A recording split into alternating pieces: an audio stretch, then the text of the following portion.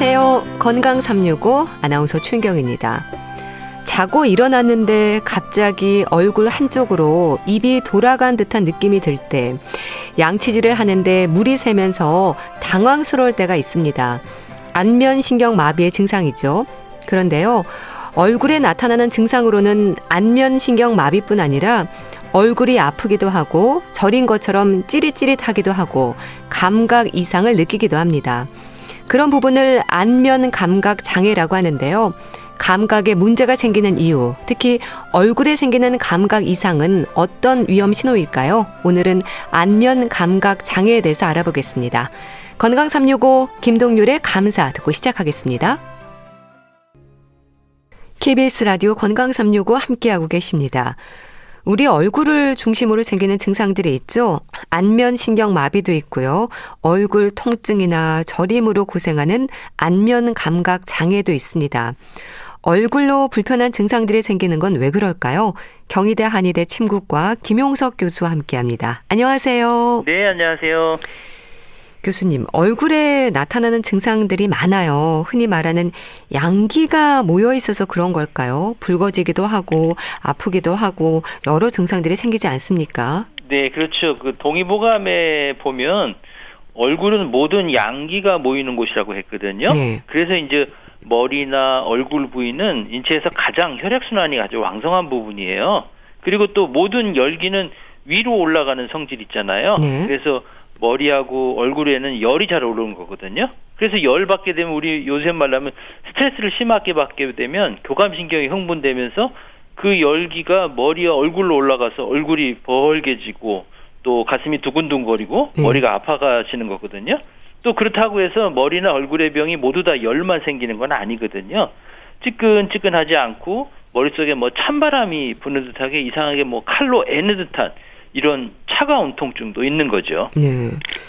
기와 혈이라는 말을 하잖아요. 얼굴에도 이런 지적들이 많은 것 같은데 어떨까요? 그렇죠. 이제 여기서 기혈이라고 하는 이야기는 뭐냐면 우리 몸의 혈액순환도 관련이 있거든요. 이게 이제 황제의 내경이라는 책에 보면 그 사람의 얼굴이 추위를 견디는 이유에 대해 설명한 게 있거든요. 그러니까 얼굴하고 몸통은 뼈와 근육으로 연결되고 또 기와 혈이 합해져 있다고 하면서 날씨가 추워지면 우리가 땅이 갈라지고 얼음이 얼듯이 또 갑자기 추워지면 손발이 못 움직이게 되지만 얼굴은 가리지 않고 살다잖아요. 그 이유가 뭐냐고 하면 그 대답이 뭐라 하냐면 사람의 경맥과 그 혈맥의 어떤 기혈은 모두 얼굴로 올라가기 때문에 훈훈하게 해주고 또 피부가 두텁고 살도 튼튼하기 때문에 추위나 더위도 잘 견딜 수 있다 이렇게 얘기를 하거든요. 그래서 얼굴은 기와 혈이 풍부하기 때문에 추위를 잘 견딜 수 있는 것이다 이렇게 지적하고 있죠. 네. 안면신경 마비와 안면 감각 장애는 좀 다르게 이해를 해야 하는 부분이죠. 그렇죠. 이제 저리거나 아프거나 이런 거는 감각에 문제가 있는 거고요. 마비는 이제 운동에 문제가 생기는 거죠. 이제 근본적으로 이제 다른 거지만 또 얼굴 마비 환자들 같은 경우는 요 저림감이나 둔한 감각이 생기는 경우도 있거든요. 그래서 이제 한번 마비가 된 분이 이런 증상이 생기면 이제 두려워서 또 재발하는 아닌가 이렇게 해서 오시는 분들이 상당히 많이 계세요. 우리 흔히 이제 자라 보고 놀란 가슴, 뭐 소뚜껑 보고 놀란다는 말이 있는 것처럼 안면 마비가 한번 생기신 분들은 얼굴이 저리거나 먹먹해지면 이거 안면 마비 전조증이 아닌가 하면서 이렇게 찾아오시는 분들이 또 상당히 많죠. 근데 고생한 분들은요, 안면 감각 장애를 많이 힘들어 하시던데요. 얼굴이 좀 아프고 저리다는 게 어떤 의미인가요? 이제 얼굴에 나타나는 감각 장애는 사실 몇 가지 형태가 있거든요. 이제 혈액순환에 문제가 생겨서 이제 붓거나 뭐 가려운 증상이 나타나기도 하고요. 또 감각이 너무 예민해져서 아주 통증을 느끼는 경우도 있고, 그 반대로 감각이 둔해서 마비감처럼 이렇게 느끼는 경우도 있거든요. 이제 통증을 느끼는 경우도 보면 아주 급성적이고 아주 예리한 통증을 느끼는 경우가 있고 또 만성적이고 뭐가 맞은 듯한 이렇게 둔한 통증을 느끼는 경우가 있어요. 근데 이런 경우는 얼굴 감각신경 자체에도 문제이지만 주변에 있는 뭐 턱관절이나 또 코에 있는 비염이나 축농증, 또 귀나 눈에 문제가 있어도 발생하거든요. 네. 또 이제 우리가 알고 있는 대상포진에서도 발생할 수가 있어요. 네. 또 이제 통증을 평소에는 느끼지 않을 정도의 자극인데도 통치는 경우도 있지만 또 이제 손만 닿아도 통증을 느끼는 경우도 있거든요. 네. 예를 들면 이제 3차 신경통 같은 경우가 바로 그런 경우죠. 어느 날 갑자기 음식을 먹다나 또 말을 할 때 어떤 표정을 지을 때 갑자기 찌르는 듯한 통증이 지금은 아주 여간 불편한 게 아니죠. 그래서 얼굴을 항상 찡그리고 또 언제 통증이 올지 모르니까 불안하기도 하고 우울하기도 하고 그러다 보면 매사에 의욕도 없고 또 자신감도 떨어지니까 다른 사람과 대인관계가 상당히 어려워질 수밖에 없죠. 네. 여러 원인이 있을 수 있는데 정말 치과적인 질환으로도 얼굴 통증을 느끼는 분들을 제 주변에서도 봅니다. 네. 근데 치아 문제가 아니라 근육의 문제로 통증이 얼굴까지 전해질 수 있다는 말을 듣는다고 하는데요. 그럴 수 있는 건가요? 그렇죠. 이제 얼굴의 통증은 이제 치과적인 질환으로 치통으로 생각하는 분도 있지만 얼굴에서 발생하는 통증 중에는 턱관절에 문제가 생기는 경우가 많거든요. 이 턱관절은 얼굴에 있는 아주 유일한 관절이고 또 많은 신경들이 지나가는 통로이고 네. 우리 일상생활에서 아주 중요한 역할을 하잖아요. 예를 들면 말을 할 때도 움직여야 되고 음식을 씻거나 삼킬 때 중요한 역할을 하거든요. 네. 그러니까 하루에도 수백 번 또 많게는 수천 번 이상 움직이다 보니까 그만큼 피로도 쌓이고 손상도 쉬운 관절이 되거든요. 이게 원인으로 보면 뭐 교합이 안 맞다든지 외상이라든지 뭐 스트레스라든지 뭐 여러 가지 원인이 있고요. 또 한쪽만 씹거나 뭐 턱을 개는 습관 뭐 이런 것들 때문에 문제를 일으킬 수도 있죠. 네. 그러니까 자고 일어난 아침이나 말을 할 때 증상이 심해진다는 말도 하던데 심지어 딱딱 소리가 나기도 한다고 하거든요. 그렇죠. 이제 턱관절을 무리하게 움직이게 되면은 이제 입을 열고 닫는데 불편한 경우도 생기고요. 또 통증도 생기고요. 또 입을 벌릴 때 딱 하는 이런 턱관절 잡음이 발생하거든요. 그러다 보면 이제 덜컹하게 움직이기도 하고 또 하품할 때 입이 크게 벌어지지 않는 경우도 발생하게 되고요. 또 심지어는 이제 귀에서 뭐 귀가 울리는 이명 증상도 들리기도 하거든요. 이럴 때 이제 대부분의 분들은 이제 턱관절의 통증이나 턱에서 나는 소리를 그저 일시적인 현상으로 보고 치료 안 받는 경우 상당히 많거든요. 그래서 턱관절 장애가 더 진행되면 입이 더 안 벌어지고 통증이 심해져서 일상생활이 불편해서 그때야 오는 분들이 상당히 많고요. 또 이런 통증은 목이나 이제 어깨, 등까지 이렇게 퍼지거든요. 또 얼굴도 비대칭이 될 수 있기 때문에 이렇게 얼굴이 비대칭이 되면 인상이 좀 강해 보이거든요. 그리고 또 보기에도 예뻐 보이지 않기 때문에 또 스트레스를 받기도 하죠. 그럼 또 얼굴이 저리다는 표현을 하는 건 어떨까요? 그러니까 손저림은 느낌을 알겠는데 얼굴이 저리다는 건 찌릿하다는 걸까요? 환자들은 주로 어떤 표현으로 증상을 얘기하시나요? 네, 이제 감각신경이 어떤 손상이 된 경우는 크게 보면 감각이 아주 잊어버린 경우도 있고요. 좀 둔해지는 경우 있고 또 통증을 아주 예민하게 느껴지는 이런 형태가 나타나거든요. 그래서 뭐 지각 이상이라든지 이상 감각이라든지 통증과 같은 이런 현상들이 나타나서 실제적으로 보면 뭐 입술이나 혀가 뭐 마취된 것 같다, 또 뭐 감각이 없다, 또 맛을 잘 못 느낀다 하는 증상도 있고 또 찌릿하다, 뭐 저리다, 화끈거린다, 따끔거린다, 뭐 쿡쿡 쏘신다, 또 이상한 맛이 난다 이런 것 같은 아주 감각이 예민하게 나타난 그런 현상들이 생기게 되죠. 또 3차 신경통이라는 말을 하지 않습니까? 안면 통증, 안면 감각 장애도 3차 신경통의 하나일 수 있을까요? 그렇죠. 이제 3차 신경통이라는 것은 안면부 감각을 담당하는 뇌 신경 중에서 5번째 신경이거든요. 여기가 어디가 압박을 받거나 손상이 되게 되면 이제 통증이 나타나요. 주로 이제 얼굴 한쪽에서 통증이 나타나거든요. 눈이라든지 입 주변이라든지 잇몸 근처에 있는 이게 3차 신경 이런 부위에 통증이 나타나거든요. 이렇게 생기면 송곳으로 막 찌른 듯한 이렇게 통증이 나타나고요. 뭐 전기에 감전된 것처럼 막 찌릿찌릿한 이런 느낌의 통증이 나타나고 하루에도 여러 번 반복하게 되거든요. 그러다 보니까 뭐 세수할 때라든지 음식을 먹을 때 또 심하면 바람만 이렇게 스치기만 해도 통증을 호소하는 그런 분들이 상당히 많고요. 또 일부는 이제 운동신경에 작용하기 때문에 씹는 근육을 조절해서 음식 씹는 데 중요한 역할을 하기 때문에 통증이 이렇게 나타나니까 씹을 때 이 혹시 치통이 아닌가 하고 잘못 생각하시는 경우도 있거든요. 이제 그 외에도 뭐 여러 가지 원인이 있기 때문에 사실은 정확하게 감별을 해야 될 필요가 있죠. 네. 근데 참 3차 신경통이라는 말을 들을 때 당황할 것 같은데요. 3차 신경통이 올 수 있는 건 어떤 이유가 많은가요? 이제 3차 신경통은 이제 50대 이후에 주로 발생하거든요. 여자가 더 많이 발생한다고 알려져 있고요. 네. 대부분은 이제 특발성 신경통이에요. 그 얘기는 원인이 뚜렷하지 않다는 거거든요. 그런데 이제 한쪽의 얼굴 경련관 같이 이제 신경이 이 혈관에 의해서 압박돼 갖고 3차 신경통이 어떤 변성이 생겨서 나타나는 것으로 볼 수 있거든요. 네. 그 외에도 뭐 뇌종양이라든지 뭐 동맥류라든지 다발성 경화증, 또 염증성, 또 외상에 의해서 3차 신경이 뭔가에 손상이 발생되면 이런 통증이 발생될 수 있고요. 또 대상포진에 의해서도 발생하는 경우가 많기 때문에 주의가 좀 필요하죠. 네. 이 3차 신경통도 흔합니까?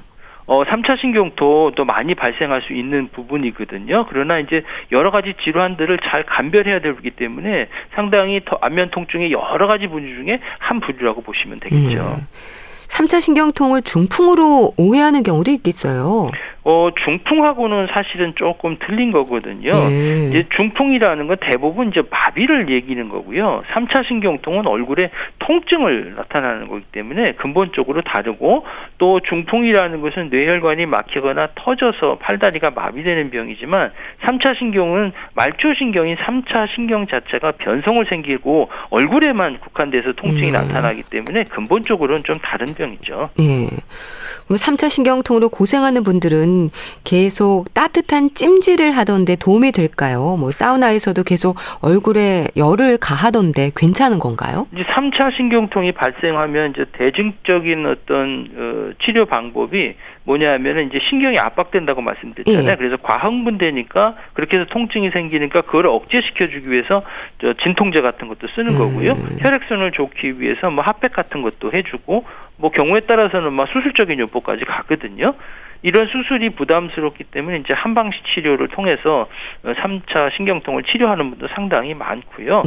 그래서 뭐 3차 신경통은 통증이 느껴지는 초기에는 신경 손상이 극심하지 않지만 적절한 치료 시기를 놓치게 되면 신경이 많이 손상이 돼요. 그러면 이제 통증이 생기면 움직임을 없어지거든요. 잘 움직이지 못하게 되니까 근육도 위축이 되고, 그러면 얼굴에 감각 이상과 같은 후유증이 발생되기 때문에 아무래도 초기에 적극적인 치료하시는 게 무엇보다 중요하죠.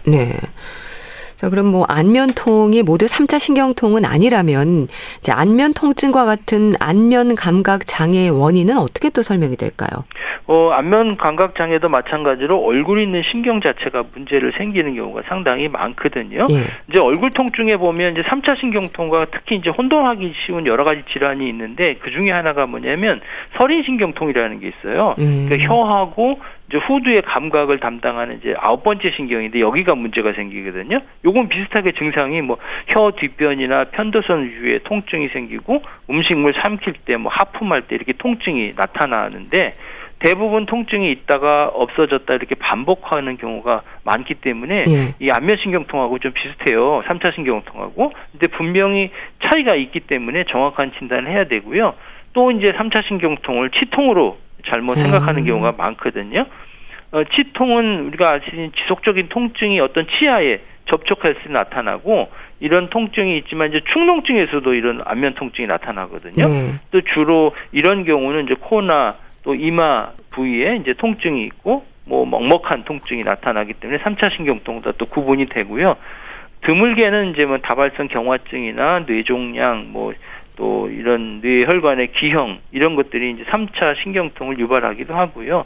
그렇기 때문에 3차 신경통이 의심이 되면 일단은 뇌혈관에 어떤 문제가 있는지를 확인해 볼 것이 무엇보다 중요하거든요. 왜냐하면 치명적이 될 수 있는 뇌종양이나 뇌동맥류의 원인이 또 3차 신경이 될 수도 있기 때문에 이런 부분들을 감별하기 위해서는 뇌혈관 사진을 한번 촬영해 보는 게 좋을 것 같아요. 네. 그러니까 진단이 쉽진 않겠네요. 안면 통증을 3차 신경통으로 치료하는 건 아니라는 거잖아요. 그렇죠. 이제 신경통이 여러 가지 형태가 나타나요. 안면 통증이. 그리고 그 3차 신경통이라고 하더라도 그것이 발생되는 원인이 여러 가지가 있기 때문에 이제 3차 신경통처럼 안면에 통증이 발생의 경우는 일단적으로 우리 몸에서 위중하고 치명적인 부분들을 배제시켜줘야 되잖아요. 그러기 때문에 뇌혈관 MRI 같은 것들을 찍어보시는 게 무엇보다 중요하고 거기에 따라 적절한 치료를 해야 적절한 치료가 되지 그렇지 않고 3차 신경통이라고 해서 무조건 진통제만 쓰는 것은 좋지 않은 방법이죠. 네. 그럼 안면 통증에 대해서는 어떤 치료가 진행이 될까요? 이제 보존적인 요법들을 많이 하던데요. 네, 그렇죠. 이제 3차 신경통이 발생하면 아무래도 이제 보존적인 치료 방법들을 우선적으로 하거든요. 이제 진통을 시켜주는 진통제도 활용되고 또 항경련제 같은 약물도 이렇게 활용될 수가 있고요. 이제 한방에서는 이런 통증을 완화시켜주기 위해서 이제 침 치료를 위주로 하거든요. 이제 침 치료가 통증을 완화시켜주는데 특히 얼굴 통증에 상당히 효과적이에요. 그래서 이런 3차 신경통의 예를 들면 진통제를 오랫동안 쓰게 되면 그것들이 약효를 조금 발휘하는데 적응이 되다 보니까 약을 더 늘려야 되는 경우가 있고 그러다 보면 진통제 약만 늘어나거든요. 환자분들이 소화기계통에도 문제로 생기기 때문에 이런 경우에 이제 침 치료를 하는데 그냥 침도 아니고 이제 전기적인 자극을 주게 되면 이렇게 아주 예리하고 또 그리고 통증이 아주 찢어짓한 이런 통증인 경우에는 전기적인 침 자극을 하게 되면 이런 통증이 좀 가시는 경향이 있어요.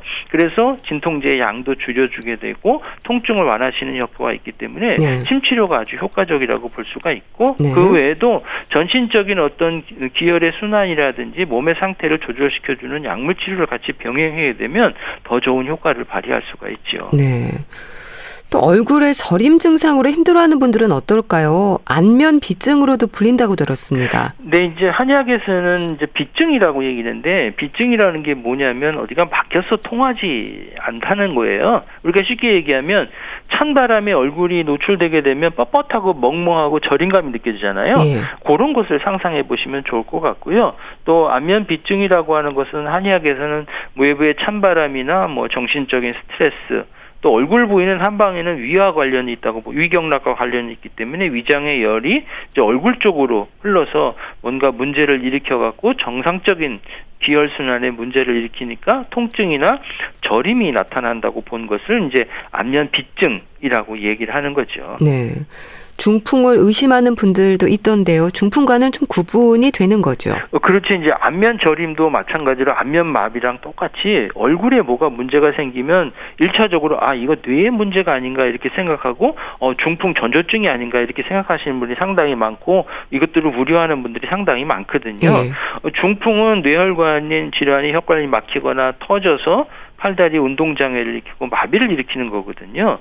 그런데 이제 얼굴 비증은 얼굴에만 국소적으로 나타나기 때문에 이것이 다른 곳으로 퍼지지 않고 얼굴에만 문제를 일으키기 때문에 구별이 되는 거고요. 이제 얼굴이 저린 분이 대부분 이것들이 중풍의 전조증이라고 생각하고 오시지만 그것이 아니다라고 말씀드리면 오히려 저희한테 고맙습니다 이렇게 얘기하는 경우도 상당히 많이 있죠. 네. 자, 어떤 방법으로 치료가 진행이 될까요?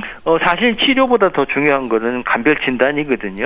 정확하게 진단을 해야 적절하게 치료할 수 있기 때문에 그렇거든요. 또 이제 치료 시기를 놓치면 증상이 더 악화되고 또 다른 질환으로 이완될 수 있기 때문에 정확하게 감별 진단을 해야 되고요. 또 얼굴 통증은 앞에 말씀드린 대로 다양한 원인에 의해서 생기기 때문에 무엇보다도 정확하게 진단을 해야 되고요.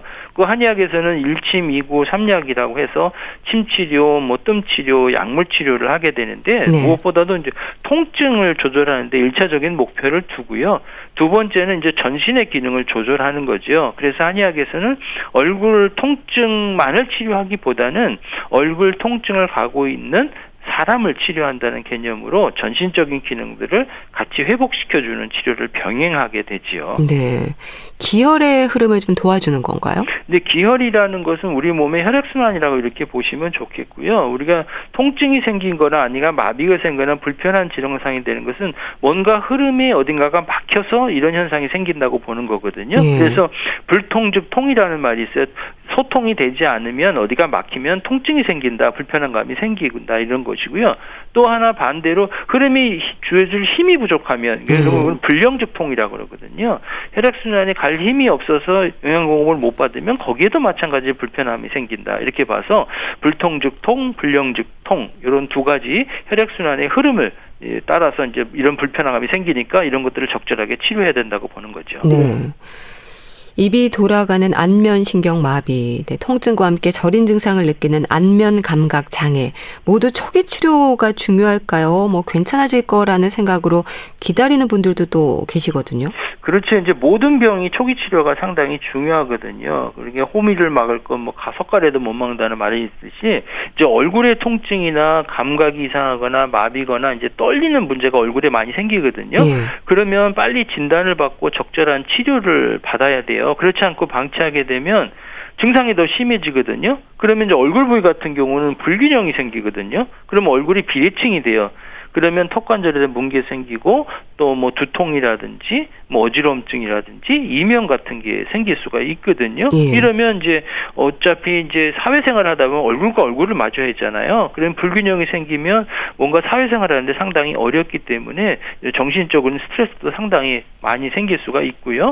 또 다른 사람의 눈에 보이지 않아도 자신만이 느끼는 이런 감각들이 있기 때문에 이런 경우는 또 어떻게 보면 꾀병으로 보일 수도 있고 또 사회적인 생활도 어려워지는 그런 형태까지 나타날 수가 있는 거죠. 네.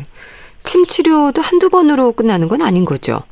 통증이 있는 경우에는 1차적으로 침 치료를 하는데 한 번에 끝나는 경우는 없고요. 또 이런 병 자체가 하루 이틀에서 생긴 게 아니고 여러 가지 기질적인 원인에 의해서 생길 수도 있기 때문에 최소한 10회를 한 과정으로 하거든요. 그래서 첫 번째에서 세 번째 사이에 통증의 어떤 변화가 주로 많이 나타나거든요. 그리고 한 10번까지 그러니까 침 치료를 이틀에 한 번씩 한다면 한 달 정도 치료해보고 경과를 판단해서 계속해서 지속적으로 할 것인지 아니면 다른 치료를 할 것인지를 좀 병행을 해볼 필요가 있죠. 네.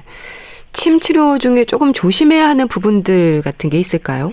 이제 얼굴 부위는요, 혈액순환이 조금 많이 분포돼 있고요. 그다음에 또 피부가 얇기 때문에 잘못하면 이제 출혈이 생길 수가 있어요. 그래서 침 맞고 나서 얼굴 부위가 출혈이 되면 다른 사람들이 볼 때 너 누구랑 싸웠냐, 어디 한 대 맞았니 이런 얘기를 들을 수도 있거든요. 보기에 또 흉하기 때문에 얼굴 부위는 아무래도 강한 자극을 좀 피해야 되겠고요. 또 굵은 침보다는 또 얇은 침을 통해서 출혈이 생기지 않도록 만들어주는 게 무엇보다도 중요하고요. 얼굴은 조금 마사지를 좀 자주 해주게 되면 그런 것들을 조금 많이 예방할 수가 있죠.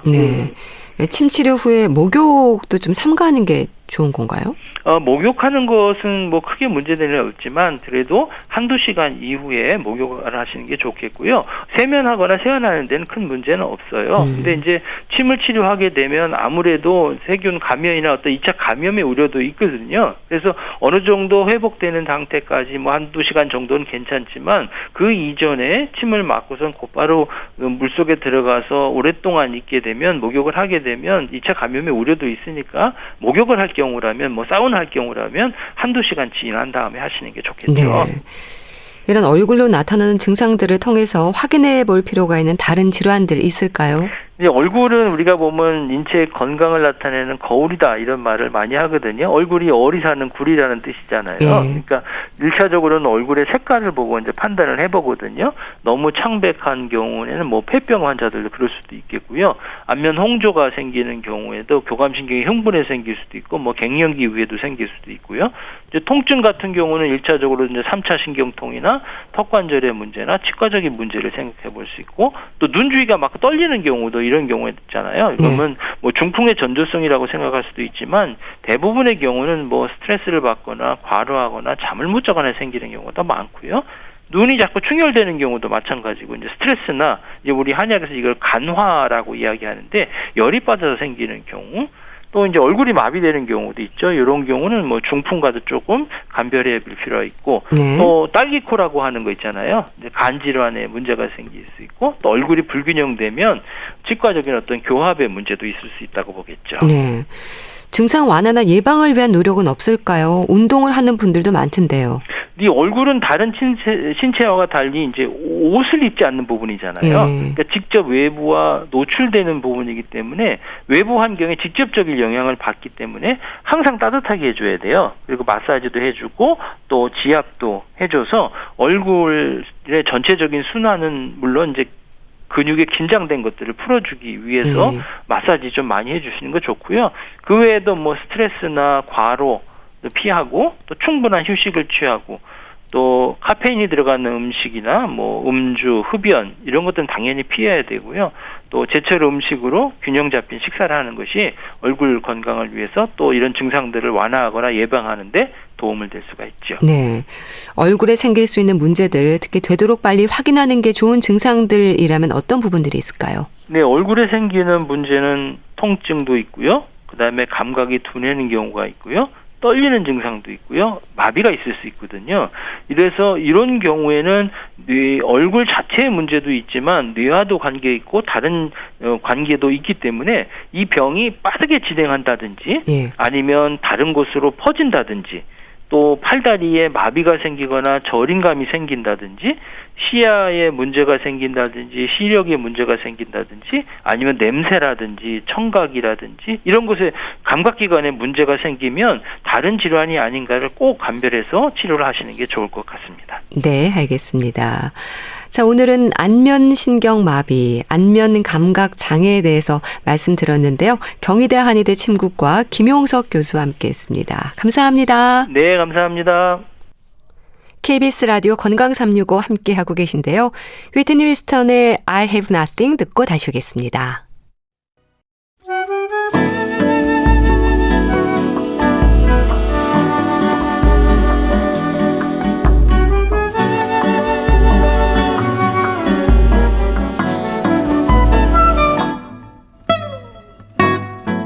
건강한 하루의 시작.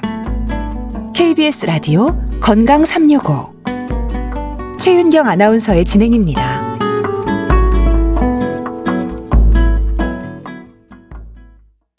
건강을 주제로 하는 책들이 참 많습니다. 그만큼 건강이 중요하고 관심이 많다는 의미일 텐데요. 오늘도 북컬럼니스트 홍순철 씨와 함께합니다. 안녕하세요. 네, 안녕하세요. 이거 공감하는 분들이 많을 것 같은데요. 병원에 가면 정상이라는데 왜 자꾸 아플까? 자, 오늘 소개해 주실 책 제목이네요. 그렇습니다. 이 요즘 책 제목도 참 다들 잘 짓는 것 같아요. 네. 그냥 책 제목을 딱 들으면 아, 이거 내 얘기인데 라는 생각하는 분들 참 많이 있는데요. 우리 주변을 보면 원인을 알 수 없는 질병 때문에 고통받는 분들이 제법 많이 있습니다. 각종 통증 질환은 물론이고 만성피로, 편두통, 불면증, 과민성 대장증후군 사실 현대인들이 앓고 있는 상당수의 질환이 따지고 보면 구체적인 원인이 약간은 불명확한 병이다 라고 이야기할 수 있을 것 같습니다. 원인을 알 수 없는 질병 가운데 아마 가장 고약한 것이 건강 염려증 맞아요. 아닐까 하는 생각을 합니다. 제 주변에도 이 건강 염려증 때문에 정말로 고생을 많이 하는 친구가 하나 있는데요. 네. 항상 불안해해요. 건강 염려증은 질병 불안장애라고 이야기하는데 자신이 어떤 심각한 질병에 걸렸다라는 믿음 혹은 걸릴 수 있다라는 공포에 사로잡혀서 자신의 건강을 비정상적으로 염려하고 병에 집착하는 겁니다. 계속해서 병원을 찾아다녀요. 네. 의사가 이야기를 해도 믿지 않습니다. 맞아요. 정상적인 신체 증상도 병 때문이다라고 생각하는 경향이 있고 이로 인해서 정상적인 사회적인 활동 혹은 직업적인 활동도 못하는 분들이 계신데요. 의사가 신체 검사상 이상이 없다라고 하더라도 계속해서 염려와 집착을 포기 못하시는 분들이죠. 이런 분들 역시 병원에 가면 정상이라는데 왜 자꾸 아플까라는 생각을 머릿속에서 늘 버리지 못하는 분들이라고 할 수 있습니다. 네. 근데 진짜 병원에 가면 정상이라고 하는데 왜 자꾸 아플까요? 그러니까 원인이 없다는 게 더 불안한 건데 저자는 어떤 분이세요? 예, 병원에 가면 정상이라는데 왜 자꾸 아플까? 이 책을 쓰신 분은 가정의학과 전문의이자 기능의학을 연구하고 있는 정가영 전문의입니다. 네.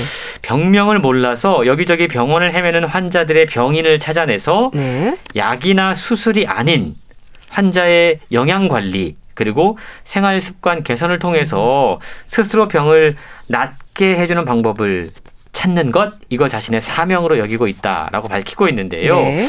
저자는 실제로 일반 병원에서 아무리 검사를 해봐도 정상이라는데 예. 병명을 알 수 없어서 오랜 시간 아픔을 호소했던 환자들을 치료하고 있는 경험이 있습니다. 네. 일반 병원에서 발견하지 못한 환자들의 병을 고칠 수 있었던 비결은 원인을 찾아주는 진료에 있었다라고 소개하고 있는데요. 예.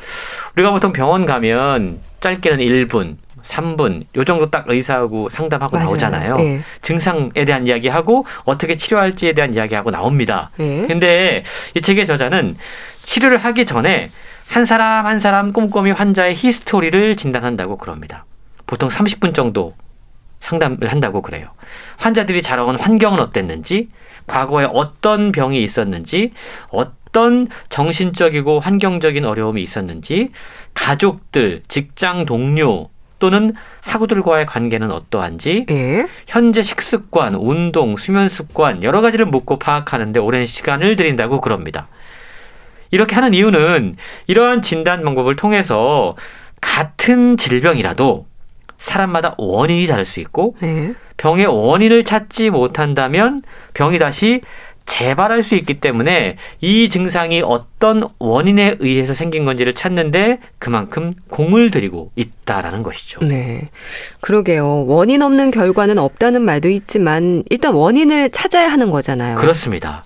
이 책에 가장 많이 등장하는 핵심 키워드가 건강 주권이라고 하는 거예요. 네. 이 건강 주권은 내 몸의 주인은 나다라는 선언인데요. 우리 주변에 워낙에 건강 관련 정보가 정말 넘쳐납니다. 맞아요. 그런 것들에 휩쓸리지 않고 자신의 건강을 돌보고 챙기고 보살피는 마음가짐이나 태도가 건강 주권이다라고 이야기를 하고 있는데요.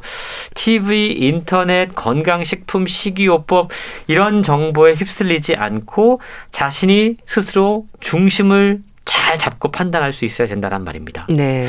의사, 약사, 병원, 미디어 이런 것들은 자신의 건강을 지키는데 참고할 수 있는 참고사항이다. 심지어 의사들도. 그리고 도움을 주는 존재들이다. 네. 라고 생각을 해야 되는 거죠. 내 몸을 지키는 건 나다라는 생각이 바로 건강 주권의 핵심이라는 건데요. 그러기 위해서는 스스로 자주 자신의 몸 상태를 확인해야 되고 특히 특별한 이유 없이 어딘가 계속 불편하다면 자신의 생활 습관을 되돌아봐야 된다라고 이야기를 하고 있는데요. 네. 약이나 건강 보조 식품에만 의존하려고 하고 자신의 일상, 삶에 어떠한 변화도 주지 않는다면 그건 게으른 거죠. 그리고 맞아요. 그건 유행을 바라는 겁니다. 네. 우리 몸은 절대 건강해질 수 없다라는 겁니다. 그렇죠. 그래서 책에는요, 셀프 건강관리의 법칙이 함께 소개가 되고 있는데, 지침대로 따라 하다 보면 약에 대한 환상에서 벗어나서 건강 주권을 찾을 수 있다라고 설명하고 있습니다. 네. 일단 건강 주권 기억을 해야 될 것 같은데 근데 현실적으로 쉽지 않을 것 같긴 합니다. 그렇습니다. 많은 분들이 이런 고백을 하죠. 약을 처방받았는데 호전이 안 돼요. 맞아요. 대형 병원에서 검사를 받아도 정상이라는데 자꾸만 몸이 아프고 피곤해요. 네. 나이와 성별을 불문하고 이러한 증상을 호소하는 분들이 늘고 있다는 겁니다. 현대의학의 발전으로 생명이 연장되고 있다고 하는데 건강 수명은 별로 늘지 않고 있고 아프다는 사람들의 수는 늘어나고 있습니다. 참 아이러니한 거죠. 예. 혹시나 사람들이 아프고 싶은 건 아니야? 라는 생각이 들 정도로 아프다는 분들이 정말로 많다는 거예요. 예. 만성 피로에 시달리고 있는데 일터에서도 어떻게든 버티려고 노력하는 사람들이 정말 많습니다. 책에도 워킹맘의 사례가 또 소개가 되고 있고요. 네. 또 저자를 찾아온 환자 가운데 드라마 주연을 맡기 위해서 자정까지 촬영장에 있다가 계속 수면 패턴이 어그러지면서 면역력이 약해진 여배우의 사례도 소개가 됩니다. 예. 저자의 병원을 방문한 환자들의 이야기는 마치 우리 현대인들의 모습을 그대로 반영하고 있듯이 참 익숙한데요. 무엇보다 우리가 지금 이 바이러스 시대에 살고 있잖아요. 예. 우리의 건강이 계속 위협받고 있고 가장 좋은 방법이 예방이란 걸 알고 있습니다. 근데 좀처럼 생활 습관은 바꾸지 못하고 먹고 살아야 되니까 계속 약에만 의존하려고 하는 이 문제에 대해서 저자는 지적하고 있는 겁니다. 병원에 가면 정상이라는데 왜 자꾸 아플까? 이런 의문을 갖고 있는 분들은 내가 지금 어떠한 삶의 패턴을 살고 있는지, 나의 생활 습관은 어떠한지 삶의 이력을 먼저 되돌아볼 필요가 있다라고 이야기하고 있습니다. 네. 뭐 일단 꾀병으로도 오해되는 부분으로 만성 피로도 있잖아요. 그렇습니다. 하지만 환자는 분명 힘들고 아픈 건데 이런 부분들에 대해서도 혹시 책에서 얘기되고 있나요? 예, 만성 피로에 대한 이야기도 참 많이 등장을 하는데요. 만성 피로 증후군을 겪는 사람들은 먹고 살기 위해서 어떻게든 힘을 내야 돼요. 그러다 보니까 카페인에 의존하며 살아가는 분들이 맞아요. 참 많습니다. 예. 실제로 저자가 운영하는 병원을 찾은 사람들 가운데서도 만성 피로를 이기기 위한 카페인 과다 때문에 중독 증상이 나타나고 그것이 또 다른 더 안 좋은 상황들을 만들어내는 경우들이 너무나 많다라고 소개를 하고 있는데요. 예. 일단 피곤하면, 피로가 나타나면 쉬어야 됩니다. 원인을 제거를 해야 돼요. 네. 근데 사실 우리가 사는 세상이 녹록지 않습니다. 쉬지 못하는 분위기거든요. 맞아요. 근데 어떻게든 피로를 이겨내려고 하는 거죠. 특히 사회적으로 성공한 사람들일수록 더 그렇다라고 지적을 하고 있는데요. 책에 소개된 한 커리어 우먼의 사례입니다. 집에다가 카페인이 함유된 탄산음료를 박스로 사다 놓고요. 밤새 박사 논문을 쓰면서 그걸 마셔가면서 이겨냈던 거죠. 예. 낮에는 여기저기 돌아다니면서 열심히 강의를 하고 퇴근하면 아이 둘을 돌보고 아이를 재우고 나면 다시 밀려오는 졸음과 피로를 이겨내기 위해서 카페인 음료를 먹고. 근데 요즘 청소년들 가운데도 예. 카페인 음료 중독 맞아요. 정말 많더라고요. 예. 사실 카페인이 참 문제 증상들을 만들어낼 수 있거든요. 책에도 보면 카페인 중독 증상과 부작용이 생각보다 심하다는 이야기하고 있습니다. 우선 카페인에 중독되면 두통이 온다고 그래요. 네. 근데 이 두통은요, 시간이 갈수록 오히려 카페인 양을 늘려야지만 증상이 호전되는 아이러니를 갖고 있습니다. 속쓰림도 대표적인 이 카페인 부작용이라고 이야기할 수 있는데요. 네. 저자는 대부분의 환자들이 일단 병원에 오면 위산 분비 능력을 기본으로 체크한다고 그래요. 근데 이게 보통 이제 노년이 되면 사실 이게 떨어지는 게 당연한데 예. 검사를 해보면 20, 30대의 위산 저하증 환자들이 무척 많아졌다라고 소개를 하고 있습니다. 사실 우리는 속이 좀 더부룩하면 위산 과다를 먼저 의심을 합니다. 근데 요즘은요, 위산 과다가 아니라 위산 저하인 경우가 훨씬 더 많다라고 오히려 이야기해요. 위산이 적은 거네요. 그렇습니다. 왜냐하면 음식을 제대로 씹지도 않고 그냥 넘기고 예. 급하게 먹는 습관, 이런 것들이 위산이 제대로 나올 겨를도 없는 거죠.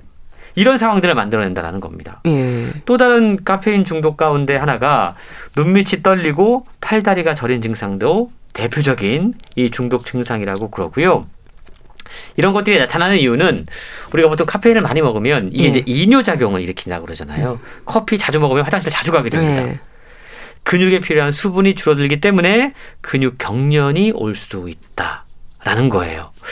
졸린데 잠이 안 오는 증상, 너무 피곤한데 잠이 안 와요. 이것 역시도 카페인으로 인한 증상이다라고 이야기를 하고 있는데, 여성들의 경우에 생리주기가 불규칙적이라면 과도한 카페인 섭취 때문일 수도 있다라고 이야기하고 있습니다. 그리고 호르몬 불균형 역시 대수롭지 않게 여기면 안 되는 상당히 중요한 몸의 신호다라는 점 책은 이야기하고 있습니다. 네. 참 이렇게 카페인 중독까지 가는 게 이제 피로를 이기기 위해서인데요. 그러니까 피로가 문제라는 말이 정말 문제일 수 있는 거네요. 그렇습니다. 문제는 피로는 누구에게든 나타날 수밖에 없는 거예요. 예. 정상적인 겁니다. 근데 피로가 나타나면 일단 쉬어야 되잖아요. 예. 근데 우리는 피로를 이기려고 해요. 이게 문제라는 겁니다. 피로를 달래고 없애려고 하는 것이 훨씬 더 지혜로운 원인 치료라는 점을 기억해야 된다라고 책은 설명하고 있는데요. 네.